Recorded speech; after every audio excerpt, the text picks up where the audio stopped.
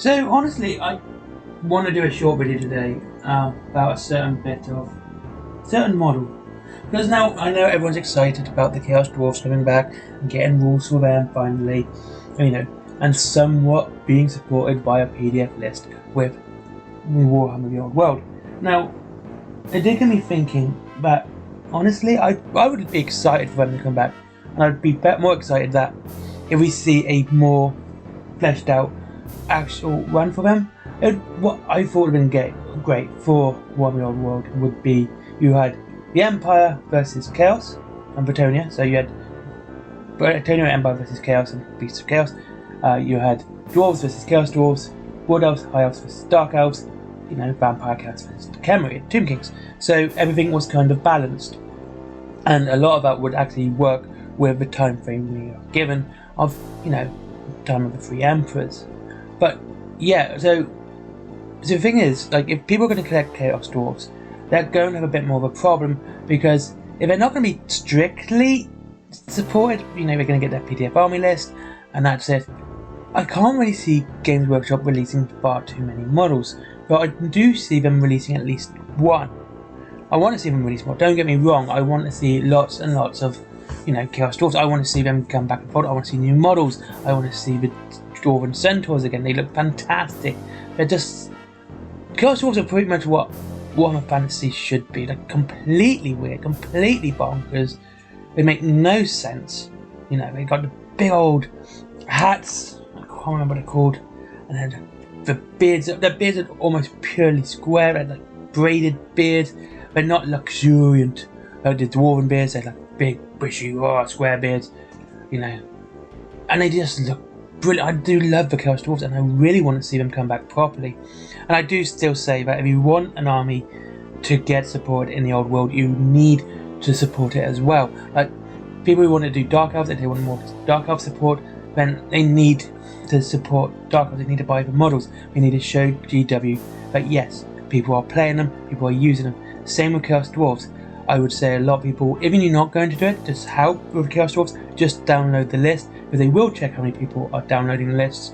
Download the Chaos Dwarf list anyway, and just try and get more support, because right now Chaos Dwarves on eBay are actually, I think, a bit silly in price. I haven't seen that many, but that's the other thing, eBay's getting really bad too. I've not seen many Chaos Dwarves. I've seen plenty of Tomb Kings and Bretonians, and they've always been stupidly priced as well. I saw Cetra for going for over £100 in his box, and that to me is a joke. Really, £100 just for Cetra. And yeah, so Chaos Dwarves, another army that they need to really look at. There's not much on eBay for Chaos Dwarves. There's Cockatrice, Chaos Dwarves Earthshaker, bidding starting at, this is a very old model, starting at 40 quid at the bidding. Stuff like that. Let's look up buy it now. It's buy it now, £30 for a High Priest painted for about £15. Plastic, and there's some Chaos Dwarves in there. It says drop lot, but it looks like there's two. And stuff like that. See, and Chaos Dwarves again need more support, and they need support from the community as well as from GW. So I do want to talk about the one model that I can see coming out, which is Chaos Dwarves, and that is the Hellcannon. Now, a part demon, part war machine, the Hellcannon is a massive construct of iron, brass, and growls and shakes with demonic sentience. In a battle, these arcane engines heave crackling blasts of raw energy that soar through the air into their targets, transmuting anything they touch into freakish new forms, sending their survivors insane with fear. These Hellforged beasts are guided rather than crewed by a team of corrupt and sadistic Chaos Dwarves. The Chaos Dwarves are the masters artificers of the Chaos armies, able to bind demonic sentience into tools of war. These malign warsmiths escort the Hellcannons into the fires of battle. Such is the Hellcannon's bloodlust that it must be staked to the ground and chained just to stop it. rampaging towards the enemy lines. Because a cannon that literally will just charge head first into the enemy. Stuff like that's really cool. I love those sort of things in lore. Like, it's not just a cannon, it's pretty much just gonna go mental if it sees it's just gonna charge it and it needs to be stopped and staked into the ground. And the fact that back in this is 6th edition, it had a double the movement rate of its Chaos Dwarves. So it was never going to be caught up with from its Chaos Dwarves. You know, the shall we say, Beastmasters of the Hellcannon. Even these precautions often prove inadequate, as there is little that can stay a Hellcannon's lust for destruction. The Chaos Dwarves load their charge by brutally shoveling the bodies of their victims into a dark furnace at the Hellcannon's rear.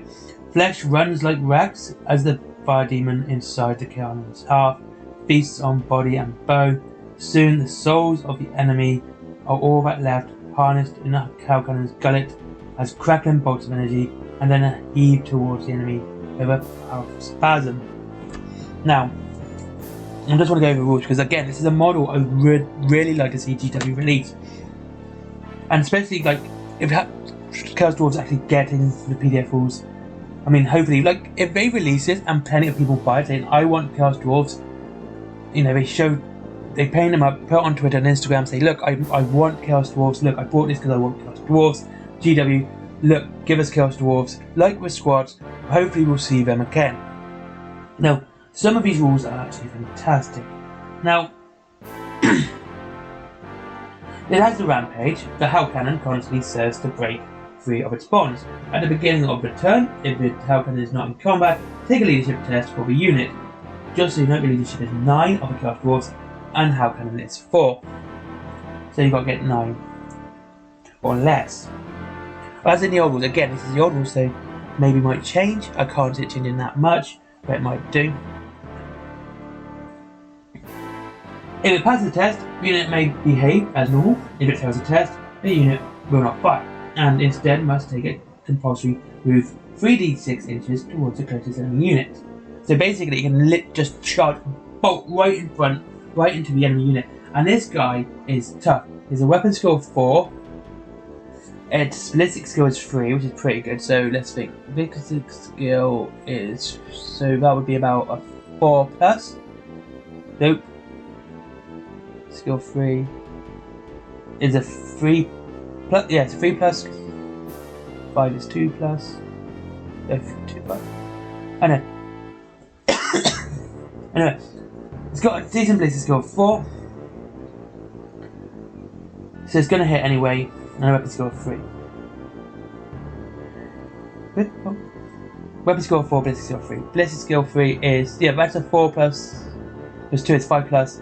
Yeah, I got it right. Yeah, it is. You add it up to make 7. That is why ballistic skill being 5 would be 2 plus. And of course, 1 is always fair. Yeah, so it's hitting on 4 pluses and wounding on, well, pretty much the same. Depends on your opponent's weapon skill. I always like that compared when you go to weapon skill versus weapon skill. And there's one thing I'm looking forward to in the Warhammer world. As I was going on, right? Now, like I said, it can pretty much charge across the field like 18 inches, which is fantastic. If a unit's movement is sufficient to take it into an enemy unit, it counts as charging. So literally it would have charged and it gets an extra attack. And by the way, a Hellcannon has 5 attacks, so that gives it 6 attacks at a big skill, weapon skill 4. So it's going to be hitting around about 3 pluses. The target may charge response as normal, count the movement value rolled on Hellcannon as a maximum charge distance. There you go. So if it was 18, that would be the 18. And you have things like with Doomfire, right? The Doomfire fires a stone thrower with strength 5, 10 if a model is under the hole. But remember, like, for those who remember, this is a blast weapon, and you actually had a hole in the middle. Anyone directly under that hole, that's hitting at a strength 10. And strength 10 back then, as I hope we will see again, like with Horus Heresy, 10 being the strongest, 10 was not, it's going to be killing almost everything on 2s. Literally just 2s. It's going to just murder everything. It's going to wound heavily on 2s, which is fantastic. I mean, it's hitting on 4s,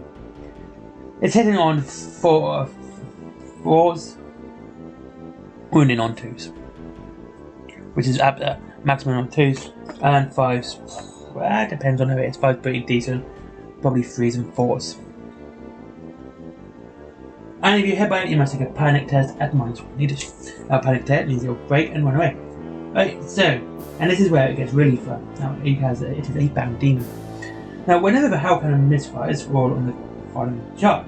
Now, 1, it's free at last. The demon inside the Hellcannon violently breaks its bonds. Every unit within 3d6 takes d6, 5 hits. Then removes the Hellcannon and screws from play. It always enjoys me. I like it with that Skaven as well, when, you know, like the warp cannon would just decide to kill all your men and not the enemy. I like this bit of randomness, it's always a bit more fun. You got, if you roll a 2, that's a chomp. Hellcannon sucks its own crew into the furnace and spits them out in a shower of gore. Boom, you remove the crew from play. So now you just got a Hellcannon with a low leadership. So at the start of your turn, if it's done that, you're now going to have to get a 4 or lower for it not to decide to rampage and charge straight into its enemy. So Hellcannon fires great pulses of war magic, all wizards immediately to suffer a miscast. That's actually pretty brutal. Grr. I'm actually reading this is on 4. Enraged demon inside Hellcannon goes berserk. Remove D from crewman. And yeah, that is going to be fun.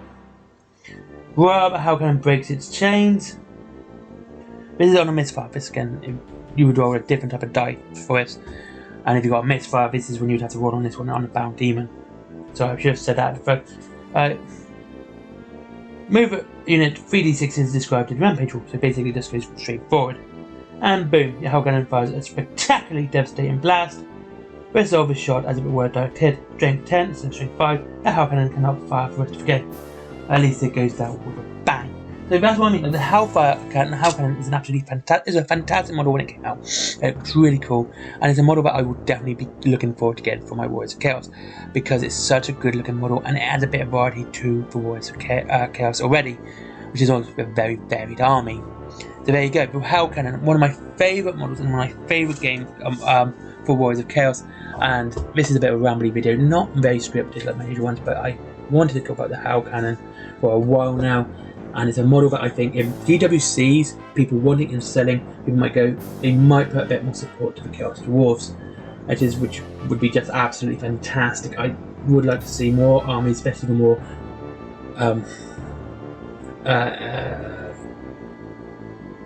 weird armies, crazy armies, out there armies sort of thing. Like the ones that you don't really see that often get more support, rather than just the usual Empire, Bretonia, Chaos models. You know, the Chaos Dwarves would be great to support. Tomb Kings, again, another one. And honestly, I'd like to see Chaos Play as well. Now, thank you very much for watching this video. I do apologise for not scripting this one as much as I should do, and this has just been a ramble, sorry for any bad manners like burping or whatever in this video. Hope you enjoyed it. I hope you enjoyed this ramble about the Hellcannon and why I would love to see it back in the game, and why if it's got the rules, I will definitely be buying it and using it in my Warriors of Chaos, because it's such a good looking model. Even if it's in Spellcast, that's a model I would get.